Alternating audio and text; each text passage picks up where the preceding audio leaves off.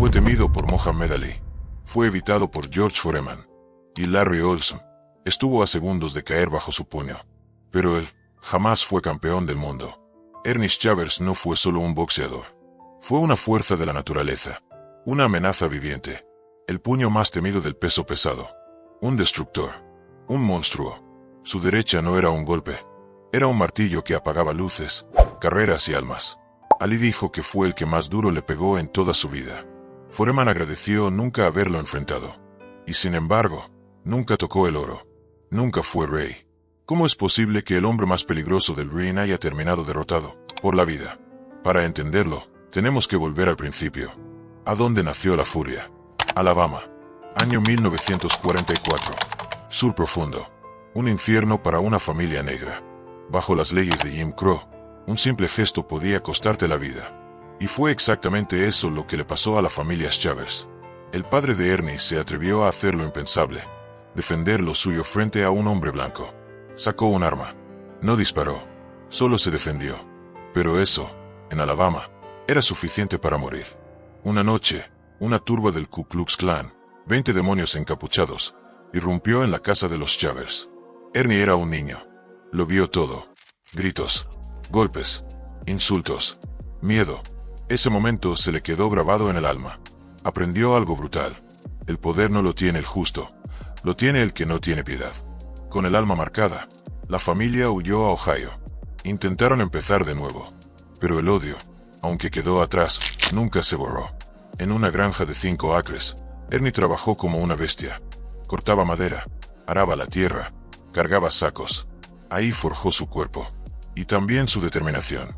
No se preparaba para competir. Se preparaba para vengarse del mundo. Mientras otros ganaban medallas, él montaba tornillos en General Motors. Mientras los futuros campeones acumulaban 100 peleas amateurs, él ni siquiera sabía ponerse bien las vendas. Hasta que un día, a los 22 años, entró a un gimnasio y dijo: quiero ser profesional. Sin una pelea, sin experiencia, sin técnica, solo con un cuerpo esculpido a martillazos y una furia contenida de toda una infancia escapando del odio. Y entonces, comenzó la carnicería. 44 victorias en sus primeras 47 peleas. 27 knockouts consecutivos. 20 de ellos, en el primer round. No era normal. No era natural. Su derecha era un misil. Un castigo de Dios. No se trataba de ganar. Se trataba de destruir. Veteranos que habían visto a Marciano, Foreman y Liston, no daban crédito. Muhammad Ali, con más de 100 combates, nunca había sentido algo igual. Foreman, el monstruo que destruyó a Joe Frazier, lo dijo claro. Gracias a Dios nunca peleé con Ernest Chavers. Pero el problema de Chavers no era su poder. Era todo lo demás. No tenía base. No tenía defensa. No tenía aire para durar más de 3 rounds. Su carrera amateur fue inexistente. Y eso, tarde o temprano, pasa factura. En 1973, Jerry Woody hizo lo impensable. Lo noqueó en el primer asalto. La bestia sangraba. Y si sangras, ya no eres invencible. Lo golpearon el ego. Lo golpearon en los medios. Lo golpearon con dudas. Y justo cuando parecía que todo se venía abajo, apareció Don King. Ese loco de pelo salvaje vio en él lo que nadie más quiso ver. Espectáculo. Dinero. Chavers resurgió. Aplastó a Jimmy Ellis.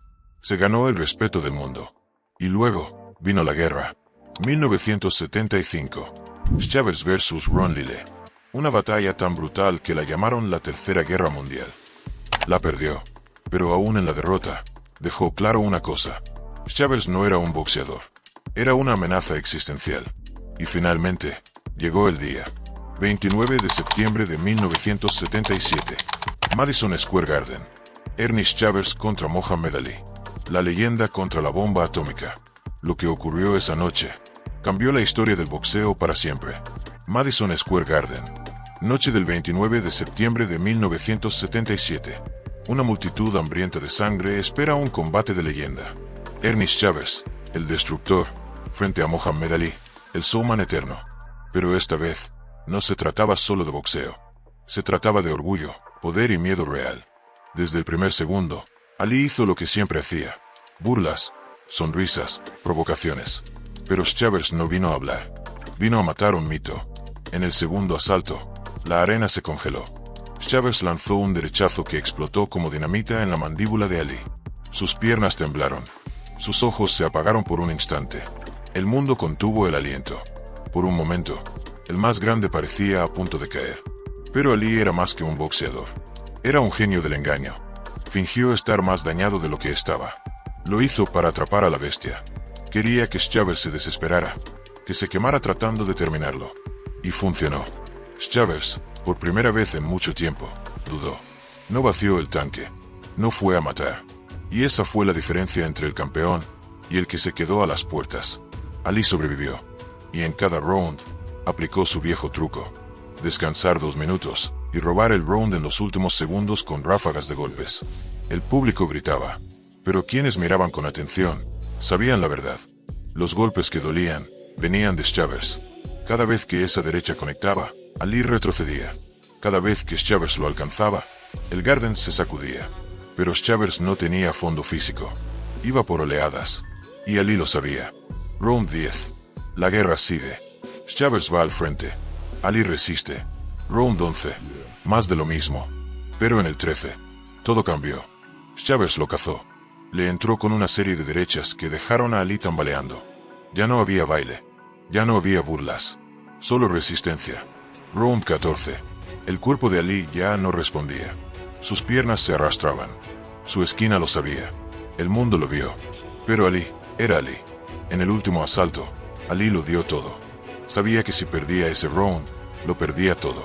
Sacó el alma, la historia, la leyenda, y con lo poco que le quedaba, lanzó una ofensiva final que hizo retroceder a Chavez. Sonó la campana. Ambos estaban de pie, rotos, exhaustos, la arena entera en silencio. Y entonces, la injusticia. Decisión unánime para Mohamed Ali. Bajaron los pulgares. Llovieron abucheos.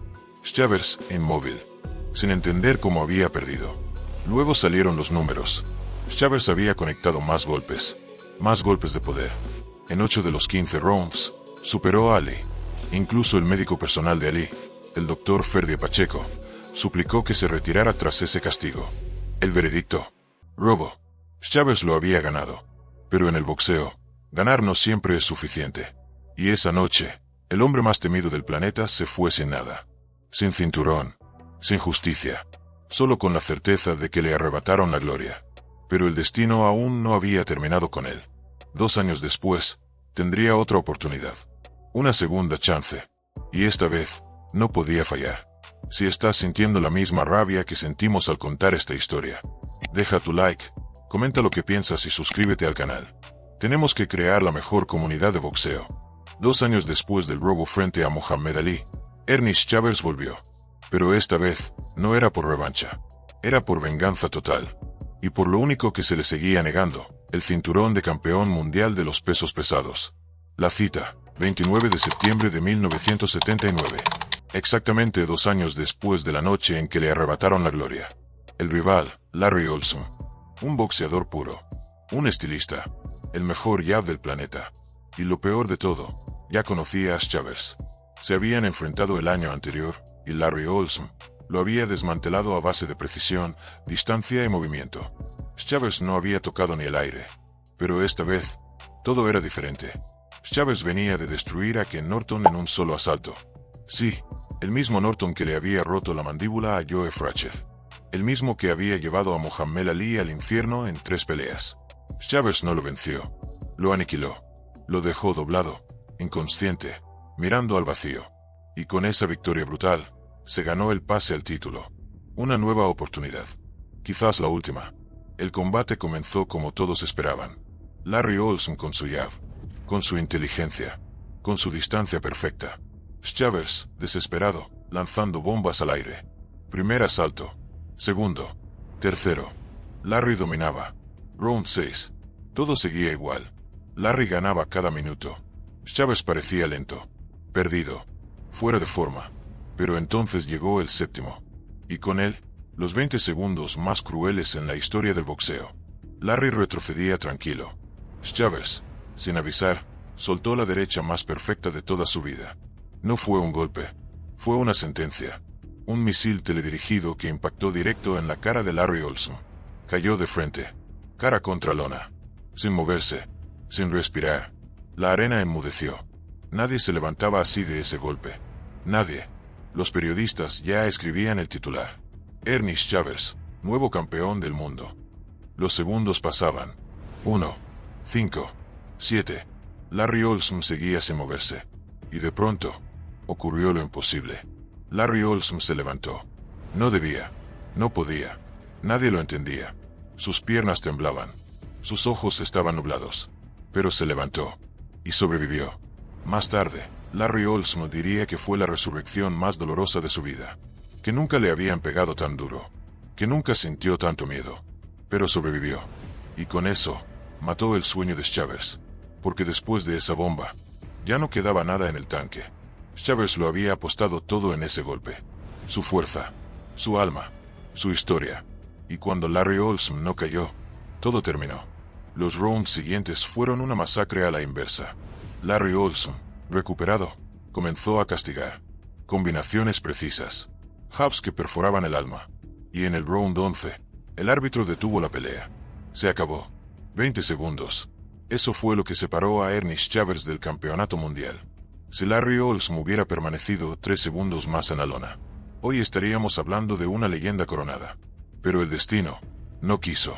Chavez volvió al vestuario, golpeado, derrotado, y sabiendo una verdad que lo perseguiría el resto de su vida. Su puño más perfecto no fue suficiente. Después de Larry Olson, ya no hubo regreso. Esa noche no solo se esfumó el título, se le fue la vida. Ernest Chavez había lanzado el mejor golpe de su carrera. Y aún así, no fue suficiente. ¿Qué haces cuando tu mejor versión no alcanza? Muchos boxeadores pierden peleas. Pero Chavez perdió algo mucho más peligroso.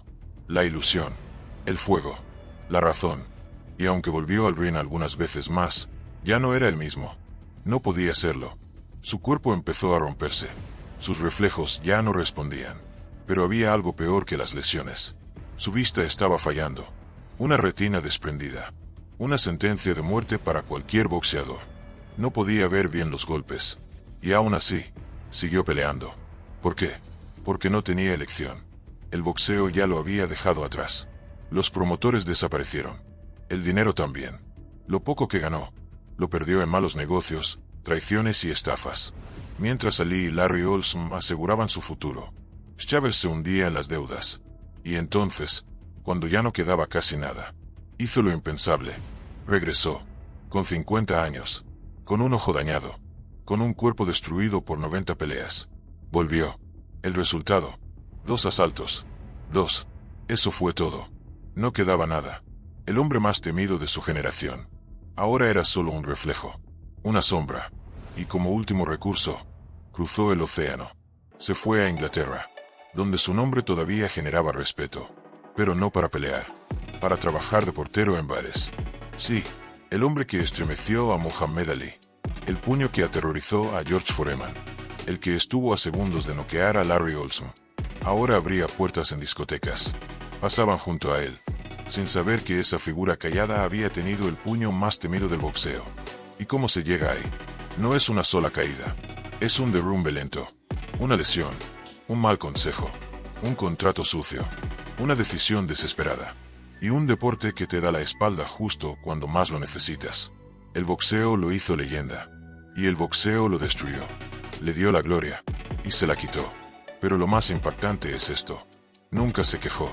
Jamás habló mal del deporte. Nunca culpó a nadie. En lugar de buscar venganza o compasión, encontró algo que nadie esperaba. Fe, el hombre que derribaba gigantes con los puños, se convirtió en predicador. Un ministro cristiano que recorría iglesias dando sermones. Antes derribaba hombres con mis manos, decía. Ahora intento levantarlos con mis palabras. Pero ni la fe pudo borrar el precio que pagó. Su cuerpo era una ruina. Dolores constantes. Problemas neurológicos. Consecuencias de cada guerra que libró en el ring. Y sin embargo, los fanáticos no lo olvidaron. Años después, en convenciones de boxeo y reuniones de leyendas, todos hacían la misma pregunta. ¿De verdad pegaba tan fuerte como dicen? La respuesta era siempre la misma. Sí, y más. Hasta que finalmente, en el año 2022, un día después de cumplir 78 años, Ernest Chavez murió. No con un cinturón. No con millones, pero con algo que nadie pudo arrebatarle. El respeto eterno. Si esta historia te gustó, si crees que estos guerreros no deben ser olvidados, deja tu like, comenta qué piensas y comparte este video. Así mantenemos viva la memoria de los que lo dieron todo, aunque el mundo los haya dejado atrás. Nos vemos en el próximo video.